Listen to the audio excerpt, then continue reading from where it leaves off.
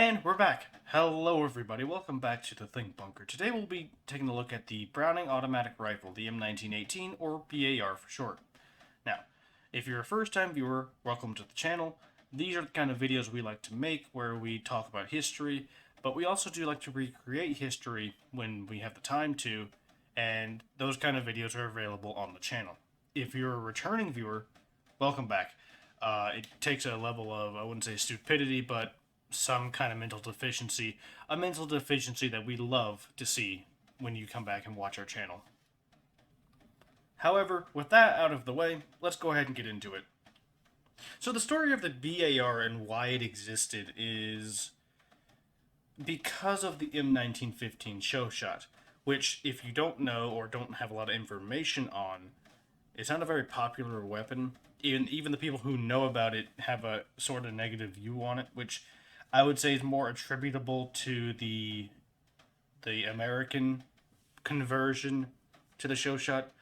But if you want to know all about that, we have a video on that we just recently did, but I think about 2 weeks ago, roughly therein, about the M1915 and the M1918. So please go watch that and you'll understand the conundrum or what the M1915 show shot was. Now, the Americans were using the M1915s in theater in the First World War. And this was typical. They used Hotchkiss machine guns. Very few times did they use British equipment like Lewis or Maxim guns. However, the Americans greatly enjoyed the use of the show shot. The issue was it wasn't chambered in 30-06. So now you have an ammo discrepancy amongst your units. So the Americans simply just asked the French to make a 30-06 version of the show shot. They did. Technically, it wasn't good. The conversion was just botched for a quick $1. That's what the French government was trying to make. The chamber was just awful. They didn't... I say awful as it was the original 1915 show shot chamber for the 30-06 cartridge. If you look at the two shells or casings, ammunition on the bottom of the screen here, the one on the left is 30-06, the one on the right is 8mm Lebel. Yeah, there's going to be a lot of issues. They just really didn't change the chamber, they just changed out the magazine. Which, I will say, the M1918 show shot was incredibly unreliable. The magazine, on the other hand, was incredibly reliable for the 1918. They had no problems out of the magazine, just the gun itself, because it was botched. But I kid you not, the inverse is true for the 1915. The magazine was just awful. But the gun was actually pretty good. Now, initially it had issues with stovepiping a lot and failures to extract. But other than that, and I want to say that was one of the only issues that the French military really figured out how to fix with the show shot. Didn't mean it still didn't happen, it's just it wasn't as common of an occur. It didn't reliably reoccur. But from here, the Americans wanted a rifle chambered in 30-06 that could fire in automatic fire and could be carried, but there was a machine gun, but could be carried by the infantry. Which, if you watched our machine gun brief, you'll know that this machine gun here kind of created the class of weapons, sort of pseudo assault rifle, where it's not an assault rifle, but it's not the light machine gun. It's somewhere in the middle, where it helps bridge the firing gap in between your crew surf machine gun and your standard issue rifles. And then from there, you get the M1918 BAR. Now, the Americans trained their forces to use the BAR in what's called marching fire or walking fire, wherein you take the rifle, you mount it to your hip, and then you walk forward at the enemy, and every time your right foot hit the ground, you'd fire off a shot. The idea was you would advance and lay down fire as a result. Yeah, anyone who used the show shot never used this tactic, or if they did, and then they learned, don't use the tactic because it's going to get you killed. So when the BAR was issued to soldiers in the field, in theater, they didn't use walking fire. A few did, but they mostly just used it as a automatic rifle because walking fire as a concept was not a good idea. But just because it was designed for walking fire doesn't mean it was bad in any other role, unlike what some people think. Anyways, the BAR served for a staggering 6 weeks. Yeah, it served for 6 weeks in the First World War because it arrived pretty late in the war. From the battlefield reports we have of the First World War, it was fairly decent. And when I say it was good, it was really good. Just it had a tendency to jam. The BAR was made pretty hastily by Browning, and although it was for how short of a development and testing process this rifle had, this weapon was pretty reliable. It just had some few kinks it had to bang out. Now, from here, this is the weapon where we get the funny joke of. So, anyways, four Nazis walk into a bar. All right, everybody, thank you for watching the brief today. I really hope you enjoyed it.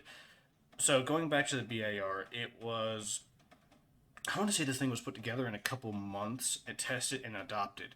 Because anything at this point, as long as it could reliably cycle 30-06 and you could carry it with or without strap, anything was better than the M1918 show shot. Now, after the war, there was a variant of the BAR that did exist on the civilian market. I believe it was called the Colt Monitor. Colt got his hands on the design, and Colt, the company, got their hands on the designs, and they manufactured a civilian version. Some of them were full auto, I believe, but the U.S. Army didn't adopt the Colt Monitor, and there has been some speculation into why this was the case. Well, it's because the Americans were modifying the BAR to their liking. This would result in the next version, the M1918A1 BAR.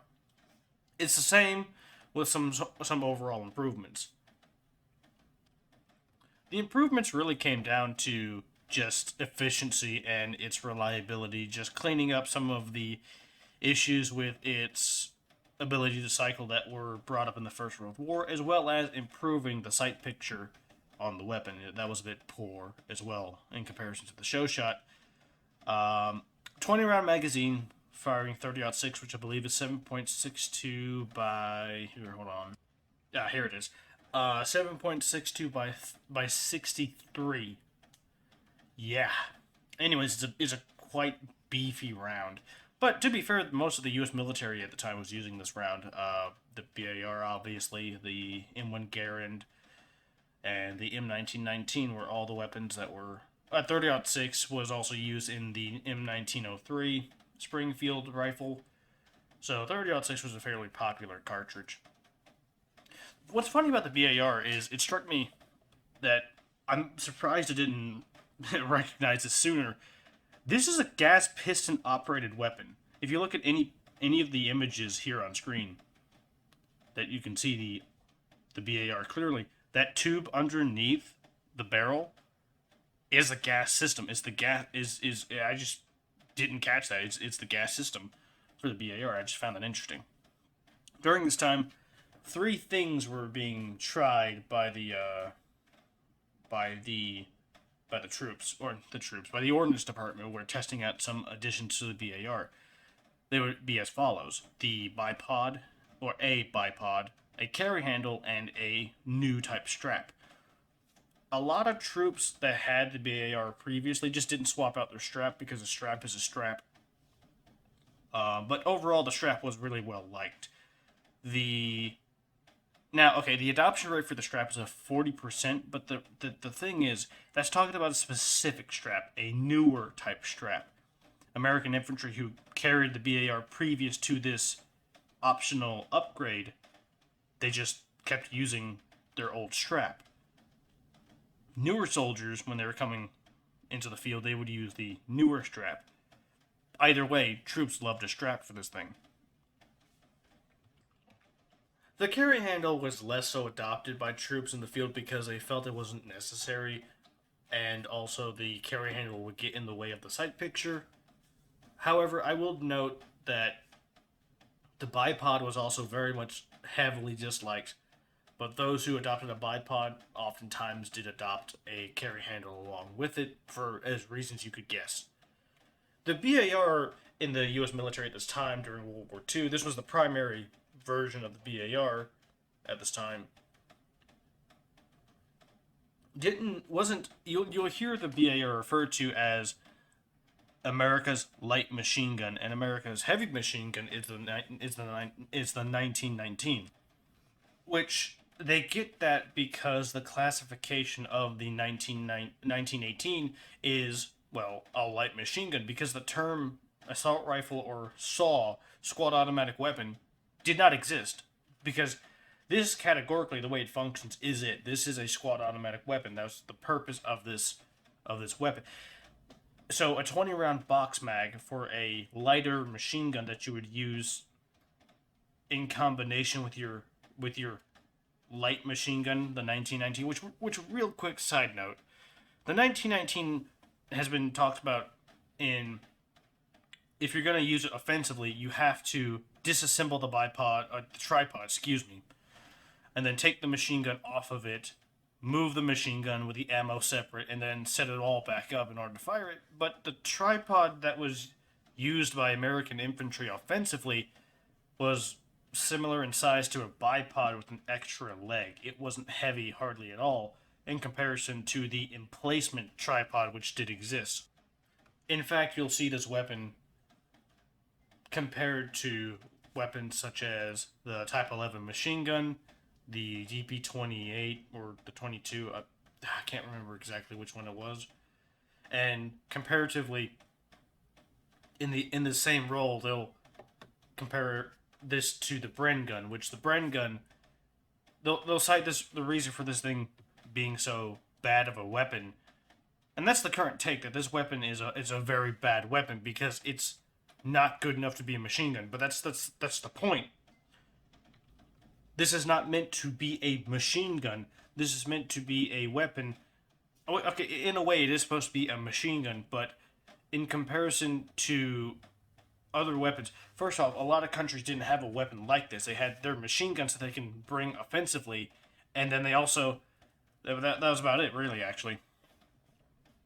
But the Americans had a machine gun they could bring offensively, the 1919 I mentioned earlier, which, again, I'm going to finish my point that there are stories of machine gunners grabbing the 1919, picking it up, just holding one leg of the tripod and the handle of the machine gun and carrying it forward with no disassembly. It's not hard to do. Now, was it the ideal circumstance? No, it's not an MG42 with the bipod, and it's just a machine gun on a bipod with a stock. Not a great idea. Why the U.S. military didn't go with a Stinger idea? Great question. Don't know. Don't have the answers to that. I wish I did. But regardless, I want you to name a country that has a weapon system like this. That you have your rifleman, your platoon level machine gun, and then your squad automatic weapon. Right? Go. None.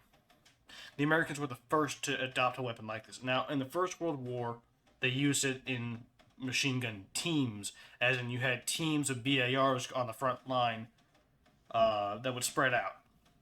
But now, they have a machine gun on the squad level. Again, is it perfect? Like, absolutely not. It's similar to shoulder-fired anti-tank technology at the time. Some had really good range, but the weapon was so... The rocket being used was so...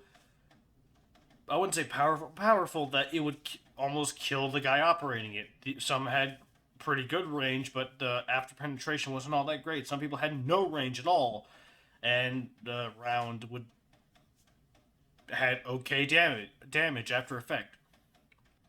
Like, you got to keep in mind that here, humanity is still figuring some things out as far as weapon concepts goes, and the Americans nailed it when it came to the idea of the squad automatic weapon at this time, and would only go on to improve it by not doing anything with the idea in Vietnam. Yes. Government incompetence, we all know about that. Just ask any veteran you know. They can tell you a lot about government incompetence.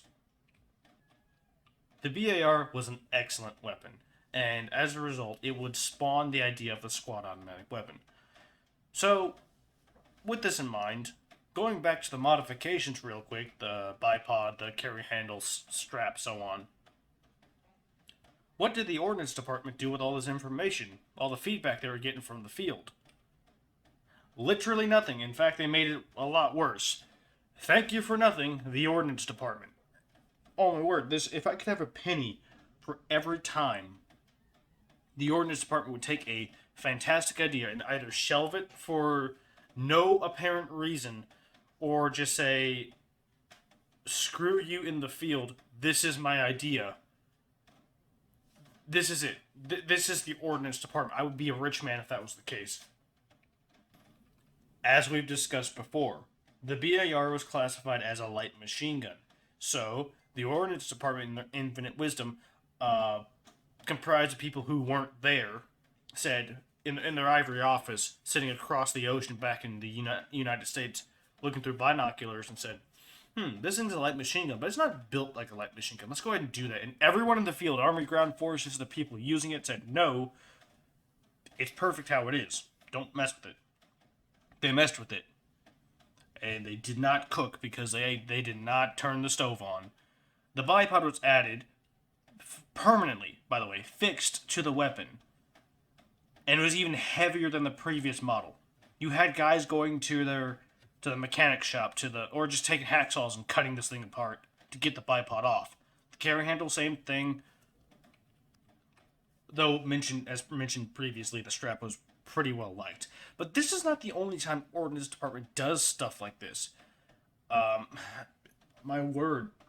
The Mark 13 torpedo used by the United States Navy, or specifically the aerial deployed torpedo, was so bad that during the Battle of Midway, it's caused the reputation of the TBD-1 Dauntless to plunder, or to sink rapidly as a result, because the Devastator was seen as was a horrible plane that couldn't fly fast and could barely drop a torpedo load.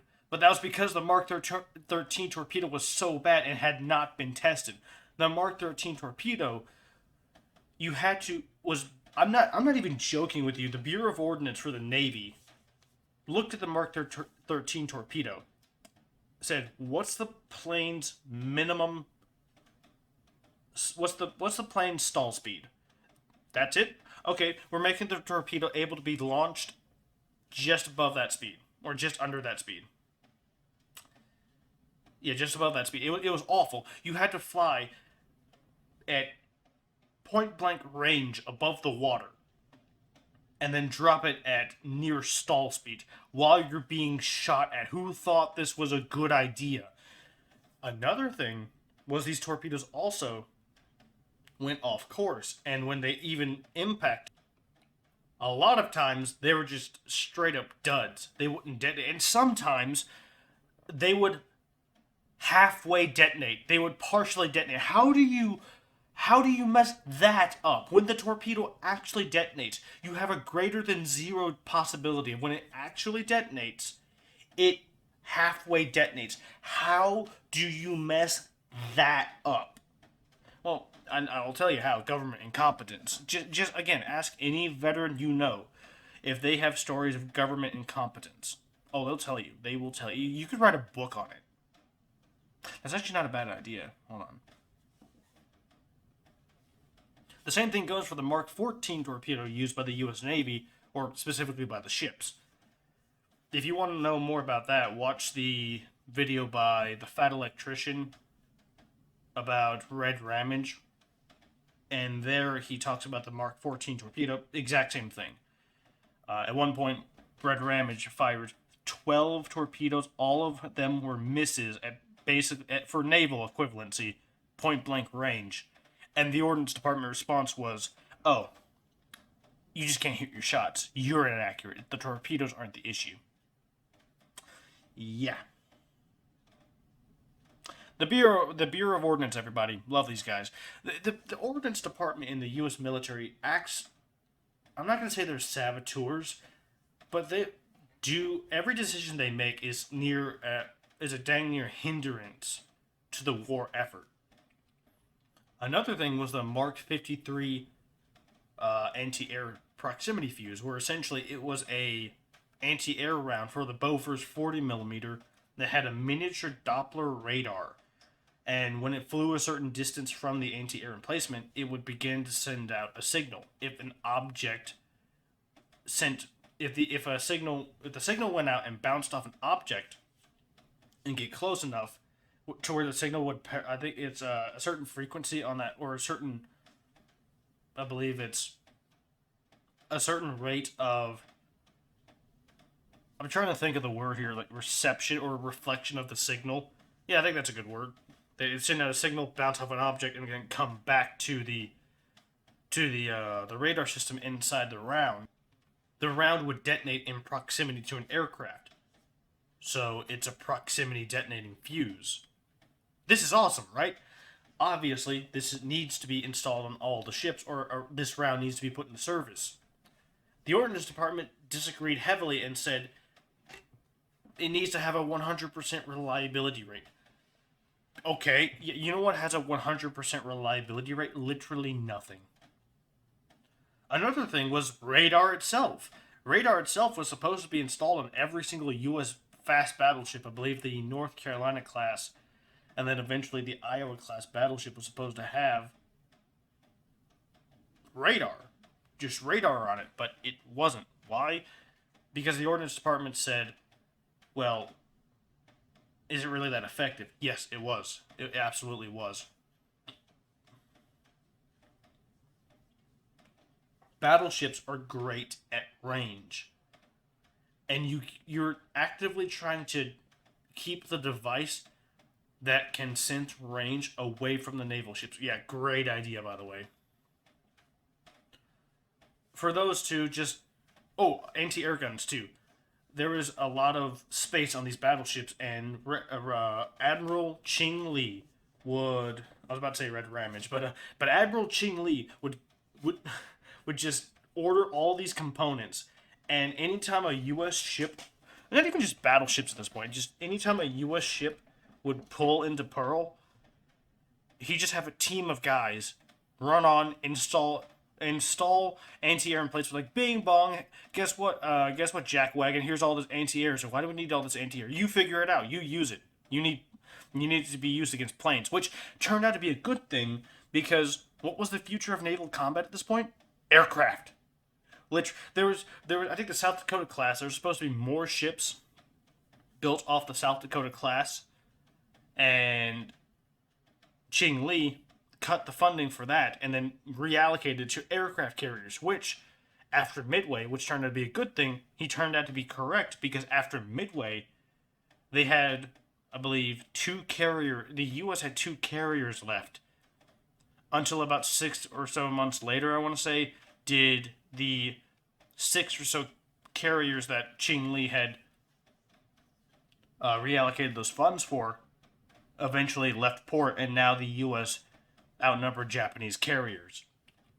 Go watch Fat Electrician's video on Admiral Ching Li. You'll see some more about it. Another thing was the M16. The Ordnance Department was actively sabotaging the M16, not because the M16 was a bad weapon. It wasn't. But rather because of the fact that Springfield, their rifle was just not good. The M14 rifle. For that, go watch Wendigoon's video on that. Anyways, this variant of rifle of the BAR would see service in Korea and then very seldomly in Vietnam before it just eventually was just done away with. I believe the replacement to the BAR was supposed to be the M15, which was a M14 Springfield rifle that had been modified to be something like a BAR. But instead of firing 30-06, fired 7.62 by 51 or 308.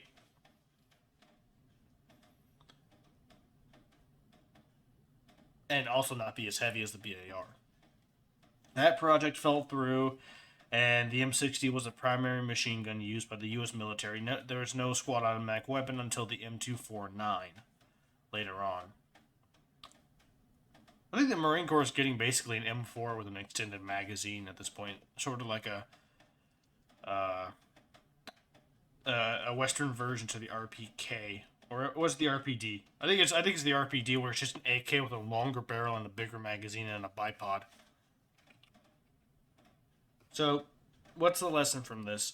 Don't trust government organizations. Remember the words of Ronald Reagan. The 9 most scariest words you could ever hear is, "I'm from the government and I'm here to help."